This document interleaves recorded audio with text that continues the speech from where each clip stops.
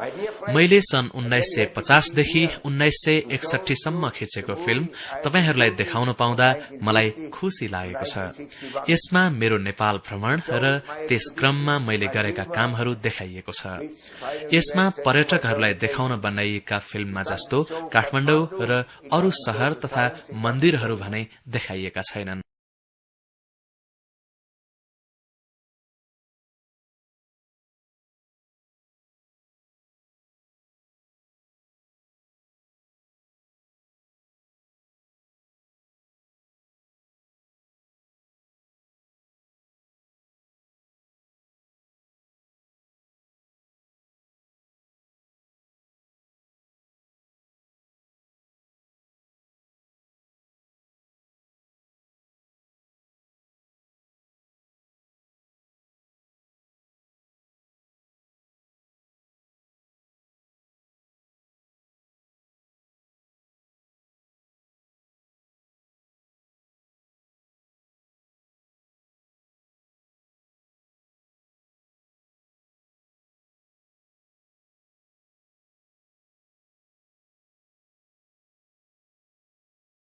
यी मेरा शेर्पा आइला हुन्।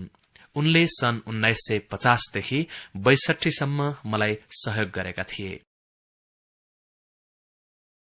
मैले नेपालमा गरेको पहिलो काम भौगर्भिक सर्वेक्षण हो।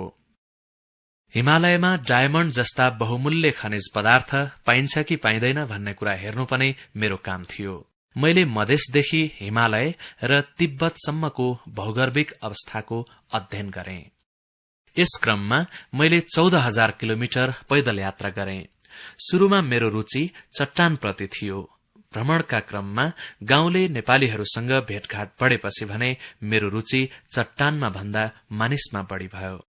एकपटक एउटा भोजमा रसियन राजदूतले मलाई तिमी त भूगर्भशास्त्री पो हौ, तथाकथित शरणार्थी उद्धारका काममा कसरी हात हाल्यौ भनी सोधे। त्यसको जवाफमा मैले चट्टान र मान्छे कुन महत्वपूर्ण हो भनेर सोधे। त्यसपछि उनी चुप लागे।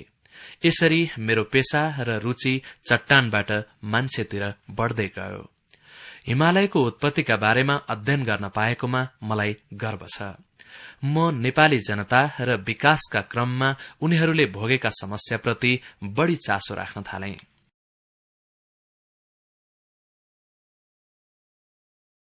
नेपाली जनताले भोगिरहेको एउटा प्रमुख समस्या ठूला नदीनाला तर्नु थियो। यो पूर्वी नेपालमा पर्ने सुनकोशी नदी हो।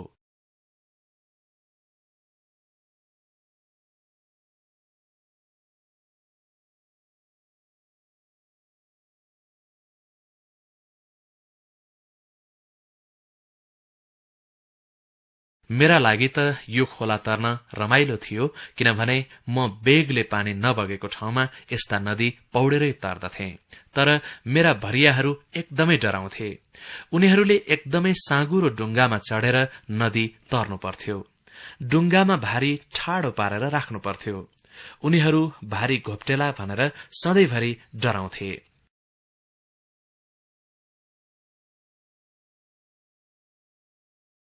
मेरा भरियाहरूले पौडन जानेका थिएनन्। 12-13 जनाको भरियाको हुलमा एकाध जनाले मात्र पौडन जानेका थिए होलान्। मेरा शेर्पा आइला मलाई जहिल्यै पनि पौडेर नदी तर्नुहुन्न भन्ने गर्थे। यस्ता नदीमा गोही हुन्छन् भनेर उनी डराउँथे। एकपटक म काली गण्डकीको तल्लो भागमा पौडी खेलेर नदी तर्न लागेको थिएँ। पानीमा बगेर तलतिर आउँदै गरेको मुडो जस्तो चीज देखेँ। म पानीमा पस्न मात्र लागेको थिएँ, त्यो त गोही पो रहेछ।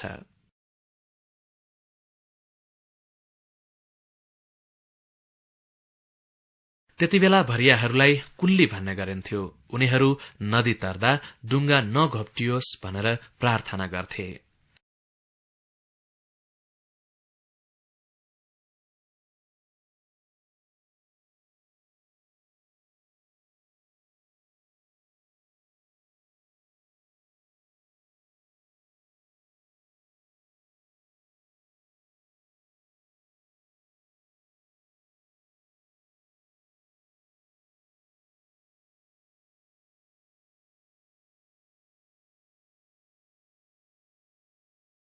यो रातो कपडा मेरो मोजा हो।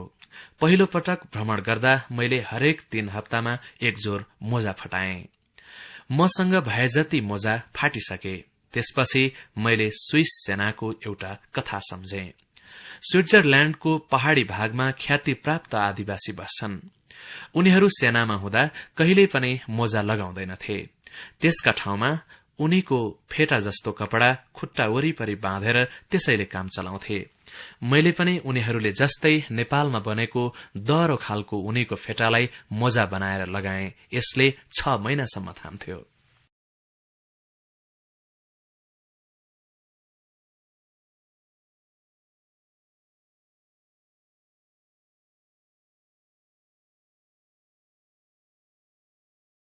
त्यतिबेला मूल बाटो भन्नाले अहिलेको भन्दा भिन्दै अर्थ लाग्थ्यो। मान्छे हिँड्न हुने बाटोलाई मूल बाटो भनिन्थ्यो। सानो बाटो भनेको हिँड्न मुस्किल पर्ने बाटो हो।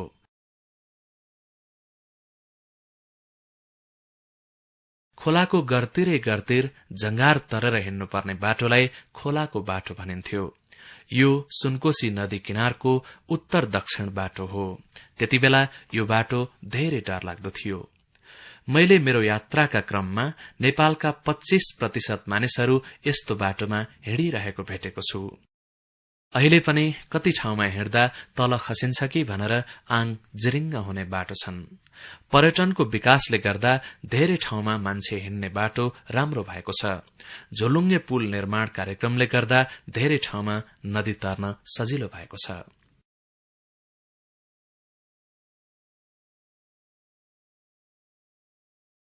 त्यतिबेला कतिपय नदी तर्ने घाटमा डुङ्गा समेत हुँदैनथ्यो।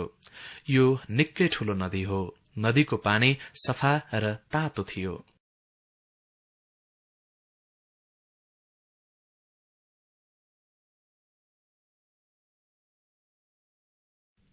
यस्तो ठाउँमा म पौडेर नदी तर्न मन पराउँथे। भरियाहरूले चाहिँ लौकाको डुङ्गा बनाउँथे। आफ्नो कम्मर वरिपरि लौका बाँधेर आफू पानीमा तैरन सकिने बनाउँथे। डुङ्गामा आफ्नो भारी राखेर उनीहरू त्यसैको छेउ समातेर नदी तर्थे।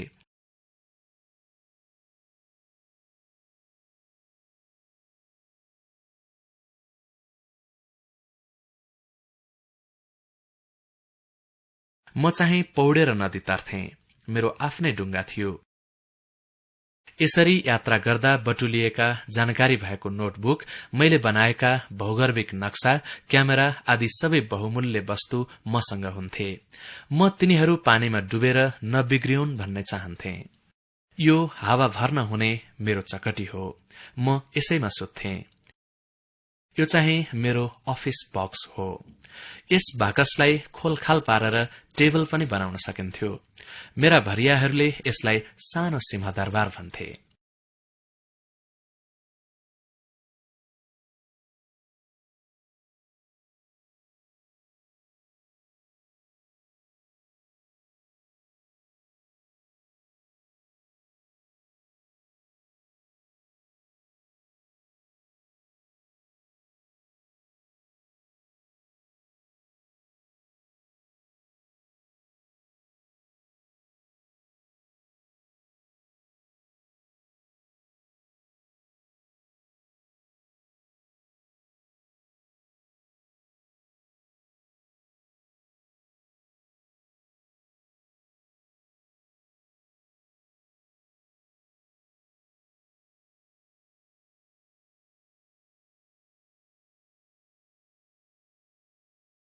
बर्खाका बेला नेपालमा बाटो हिँड्न सकिँदैनथ्यो।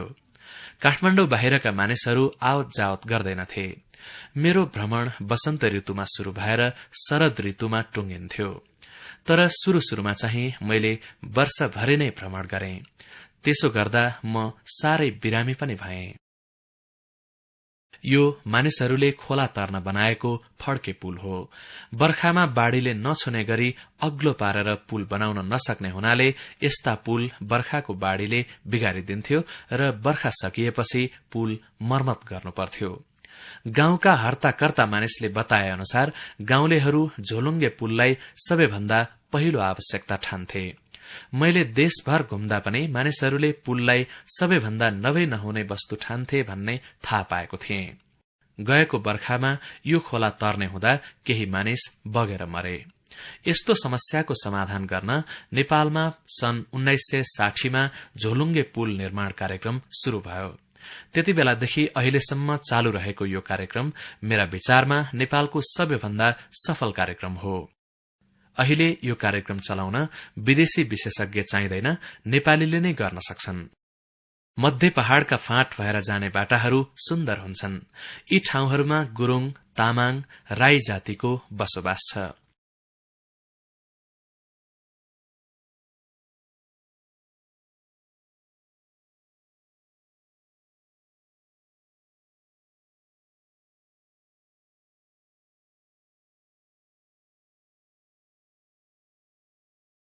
यो चाहिँ पश्चिम नेपालको धौलागिरीको छेउछाउ।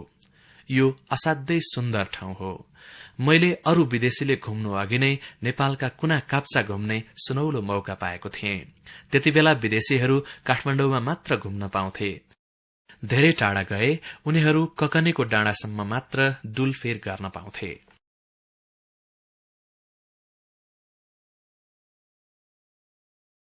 यी उच्च हिम श्रृंखलाहरू साँच्चै सुन्दर छन्, तर म यहाँका मानिसहरूबाट पनि हिमालबाट जस्तै प्रभावित भएको छु। यहाँ जति सांस्कृतिक विविधता अन्त कतै पाइँदैन। यो देख्दा मलाई अचम्म लाग्यो। यहाँ 12 जातिका मानिसहरू विभिन्न उचाइमा अलग अलग ठाउँमा बसेका छन्। तल्लो भेगमा क्षेत्री र बाहुन बसोबास गर्छन्। मध्य पहाड़मा नेवार, गुरूङ, तामाङ, ठकुरी, लिम्बू, राई र मगरको बसोबास छ।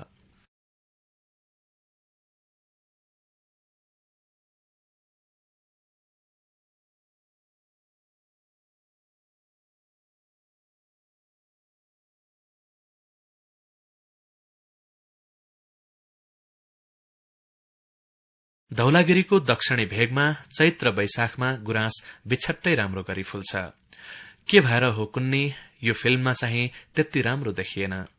मैले यति राम्रो गुराँस फुलेको दृश्य भेट्टाउन 3 पटकसम्म धाउनु पर्यो। गुराँस फुल्ने महिना चैत्र वैशाखमा दिन छ्याङ्ग खुलेको हुँदैन। ढुस्स तुवालोले ढाकेको हुन्छ। त्यसैले यस्तो राम्रो खुलेको दृश्य खिच्नलाई मैले 3 पटक प्रयास गर्नु परेको थियो।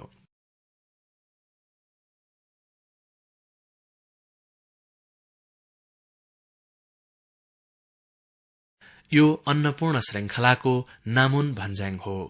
यो अन्नपूर्णको पूर्वी श्रृंखला हो। यहाँ नक्सामा देखाइएको ठाउँमा भन्ज्याङ भेटिएन।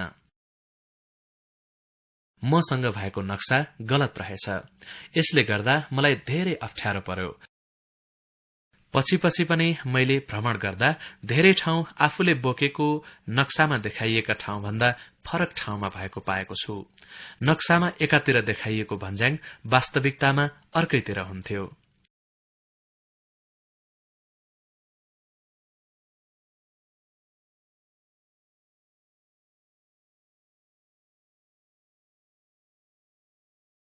मेरो यात्रामा मैले धेरै सुन्दर हिमाल भेट्टाएँ, जस्तै यो धौलागिरी।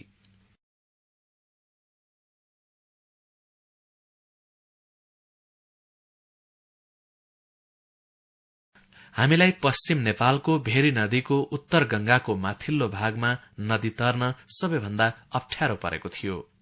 यहाँ पानी बेगले बगेको थियो। नदी हान्निएर बगेकाले हामी कोही पनि पौडेर नदी तर्न सक्दैनथ्यौं। भरियाले समाएर तर्न हुने गरी डोरी टाँग्नु पर्थ्यो। यहाँ मैले भारीका सामान झिकेर फेरि मिलाउनु परेको थियो। साधारण